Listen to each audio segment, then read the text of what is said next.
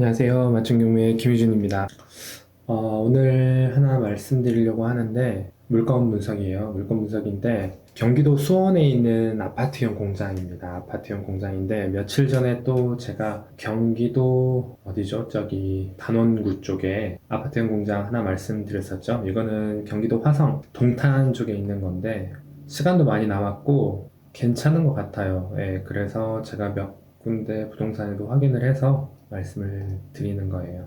한번 말씀드려보겠습니다. 사건 번호는 2021 타경 4986입니다. 아파트형 공장이고 지금은 이제 지산이라고도 하죠. 네, 지산이라고 합니다. 그리고 지금 31평 31.58인데 이게 지금 전용이에요. 전용이고 보통 지산 같은 경우는 공급으로 이야기를 많이들 하는데 62평 생각하시면 될 것 같아요. 감정가가 38,400 나왔고 법인이 수요를 하고 있네요. 그리고 지금 한 번 유찰이 됐어요. 한 번 유찰이 돼서 지금 2억 6,880에 나왔습니다. 사진 한번 봐볼게요. 이게 얼마 안 됐어요. 지어진 지 얼마 안 돼서 건물 자체도 되게 크고 널찍널찍합니다. 근데 이제 하나 생각해 주셨으면 하는 거는 지금 동탄비즈 타워 같은 경우는 제조 위주로 되어 있어요. 건물 자체가. 하다 보니까 층고도 높고 제조 기반이다 보니까 일반 사무실로 쓰기에는 못 쓴다는 건 아니지만 제조하는 쪽이 좀 더 어울리다라는 거. 그리고 또 하나 말씀드릴 거는 이게 이제 지식산업센터고 동탄 안에 있는 거다 보니까 이것도 확인을 해보니까 화성 산업단지에 이제 업종이 들어갈 수 있는지에 따라서 약간 차이는 있어요. 그래서 제가 만약에 이제 낙찰을 받고 내가 직접 들어가서 운영을 할 거다라면 이제 업종이라든지 이런 부분도 확인을 해야 되고 아니면 임차를 뭐 할 거라고 하면 임대를 낼 거라고 하면 들어오는 업종이 확인을 해야 되는 어떤 그런 부분이 있습니다. 그래서 모르겠어요.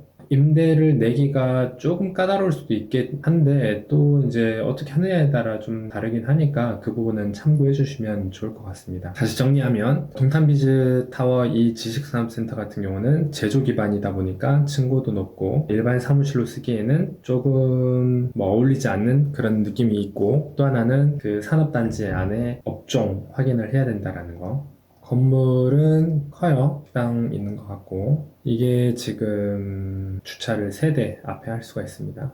위치는 이따가 다시 한번 볼게요. 기흥 동탄 IC에서 나오면 톨게이트, 이게 이제 톨게이트인데 도시 첨단 산업단지라고 돼 있어요. SRT 역에서 위쪽으로 올라가면 있네요.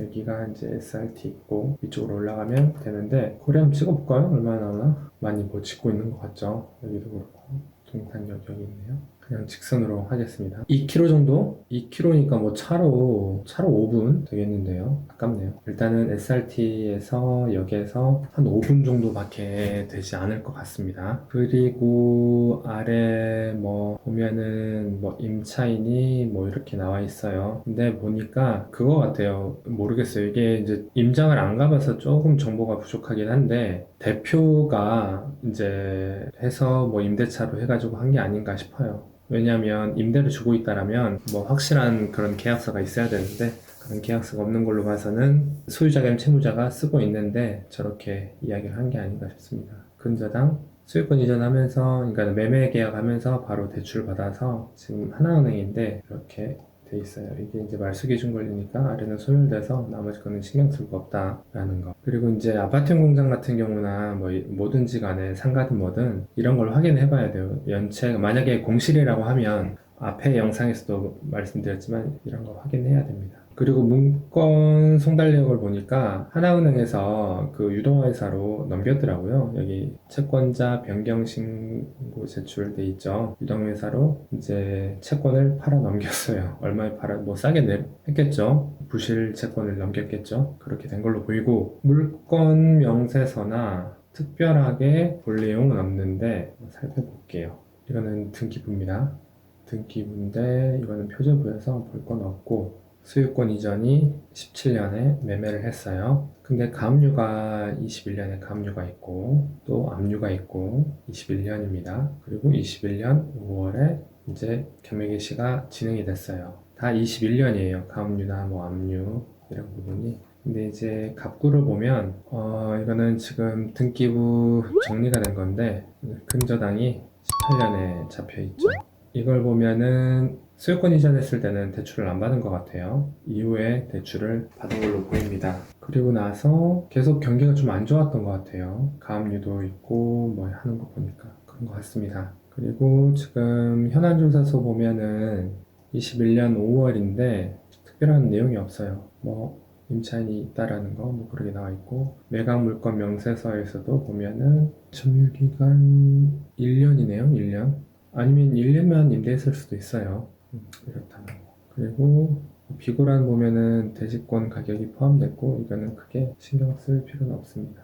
끝이에요. 끝인데 크게 뭐 낙찰자가 우려해야 될 그런 부분은 없어요. 그런 부분은 없고 크게 분석할 내용도 없어요. 이제 가장 중요한 게 우리는 이게 돈이 되는지 안 되는지 투자 가치로 있을지 없을지 그게 중요한 거기 때문에 제가 그걸 말씀을 드릴게요. 그게 이제 가장 중요하죠. 솔직히 뭐 물건 분석 뭐 크게 할 건 없어요. 할 건 없고 이게 돈이 되는지 안 되는지만 중요하기 때문에 그래서 제가 확인을 했어요. 확인을 했는데 지금 제가 이걸로 말씀을 드려볼까요? 내부부동산으로 봤을 때는 물건이 없어요. 물건이 나와 있는 물건이 많지가 않아요.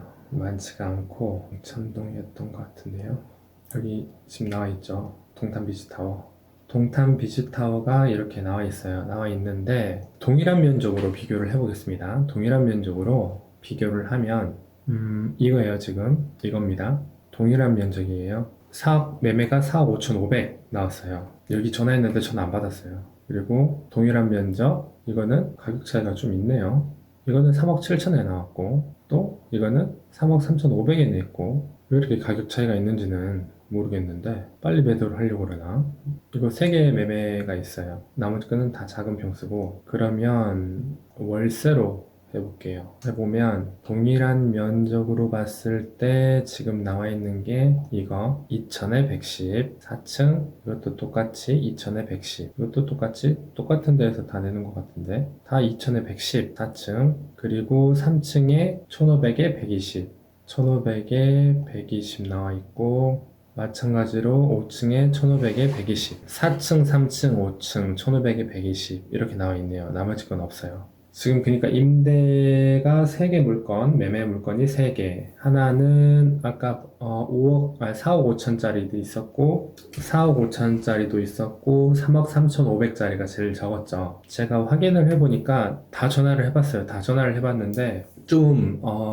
소장님들도 약간 다르더라고요. 성향이 다 좀 그렇게 편차가 있을 수 있나? 그랬는데 제가 지금 이게 최저 매각 가격이 2억 6,800이죠. 2억 6,800인데 이게 지금 분양가가 얼마냐면 평당 450이었어요. 평당 450이었는데 약간 뭐 좀 차이는 있어요. 좀 차이가 있다라는 게 뭐 층수에 따라서 뭐 조금씩 차이는 있는데 평당 450이었어요. 근데 이게 지금 32평인데 32평으로 잡을게요. 32평인데 이건 지금 전용이니까 공급으로 따지면 64평이죠. 계산해보면 얼마냐면 계산해보면 62평 2억 7,900 이거를 분양했을 때 지금 한 2억 8천 정도 했어요. 2억 8천 2억 8천 정도 했는데 지금 좀 자세히 알려주신 소장님이 평당 450이 아니라 650에도 물건을 내놨다라고 하시더라고요. 그러면 지금 650이면 60이니까 4억이 넘죠.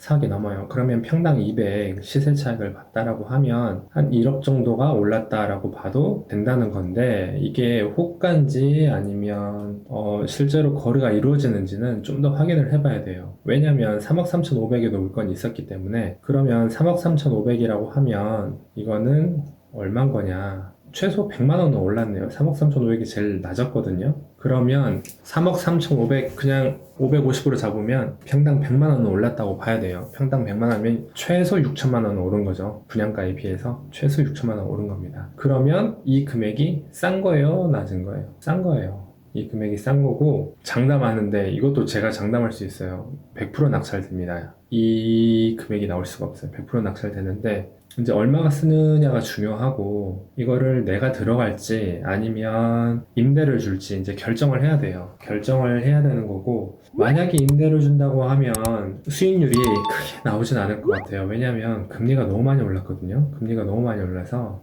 수익률이 크게 재미는 없어요.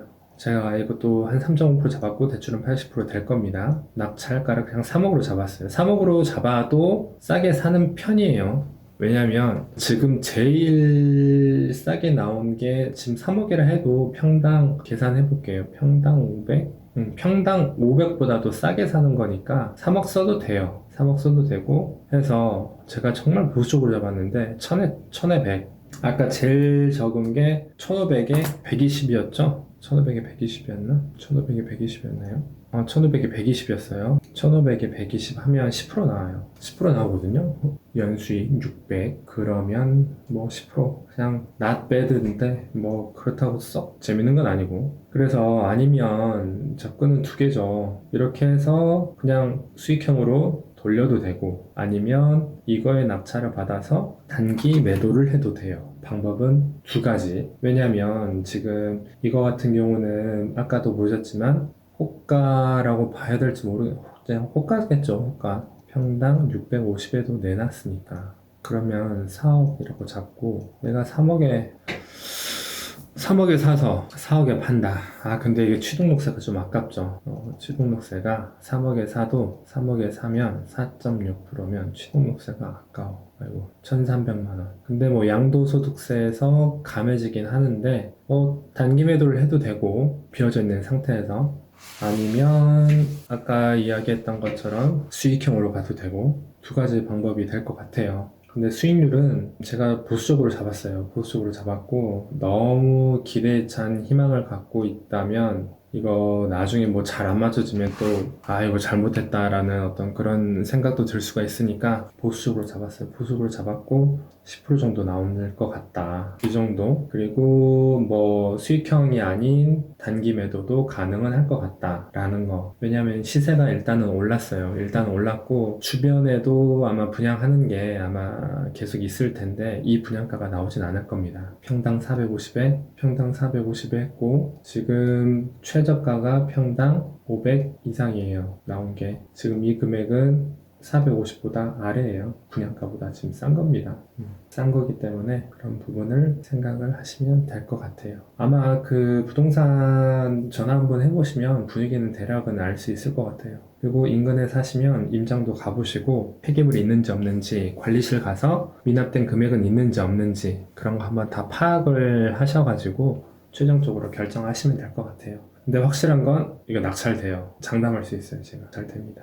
네, 이상이고 특별하게 뭐 문제된 건 없을 것 같아요. 이제 이 정도의 수익이 뭐 괜찮다라고 생각하시면 들어갈 수 있는 거고 아니면 나는 또 다른 거에 관심이 있으실 수도 있는 거고 하니까 판단하시면 될 것 같습니다. 이상입니다. 감사합니다.